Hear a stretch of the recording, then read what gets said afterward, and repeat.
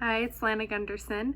As I reflect on my teacher philosophy from before student teaching to after student teaching, on the surface, it doesn't feel like it's changed a whole lot, except for now the things that I have thought for the last 4 years and the things that I have come up with to be my philosophy have actually been able to put to work and to see in a real experience, and it kind of empowers the philosophy 10 times more than I felt it before.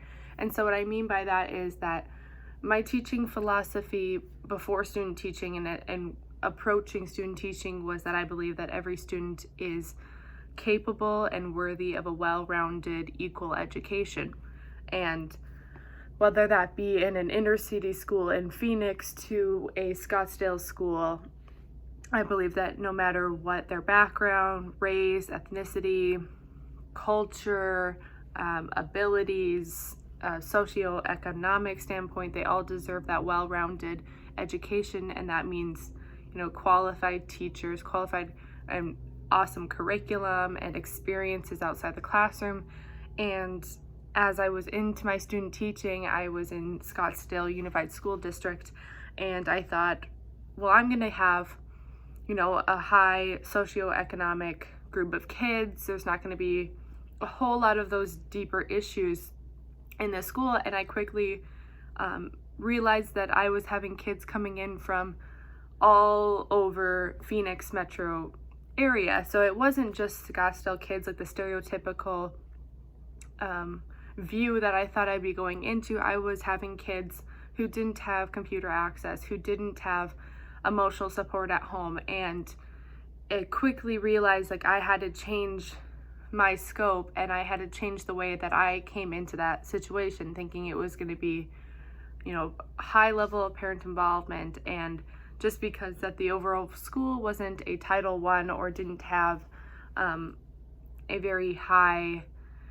number for a lunch, getting paid lunch or anything like that, it just, in every class that I taught, there was a handful of kids that did need that extra assistance. And then I finally was able to see my philosophy come out and be able to react to situations through my philosophy and reaching out to kids that I knew weren't going to be able to do some of the things at home. And so having to tweak some lessons and give them additional time before class to finish things, or pulling them for mini conferences to see where they were at, because I knew they weren't going to get that extra assistance at home. And that was a real eye-opener to me as a teacher, is figuring out when you're going to make that extra time and that extra effort for those kids, because with 30 kids running around, it's so hard to pinpoint certain groups of kids to adapt to their needs. And whether it was extra time or figuring out how they were going to complete an assignment at home, it was really interesting for me to have to figure that out. And for the technology portion of the question is like how to integrate that technology and make better learning opportunities. Due to COVID-19, I did have a extra practice learning how to integrate technology as much as possible. Due to the current circumstance, I had to learn how to use Zoom pretty regular, Microsoft Teams, voiceover recordings for the lessons, and using Google Classroom. And that has been a big eye-opener to all the different options there is to make online learning more enjoyable for students. And every week I've been learning a little bit more about how to integrate more interactive technology, or how to make my slides more interactive. And so this experience has definitely broadened my scope of technology and how to use it and how to be benefiting students using it. So I'm excited to learn more about technology as I move forward in my career, but I think that this current experience has actually helped me become a better teacher and be able to integrate technology into the real classroom as soon as I am able to be in a real classroom again.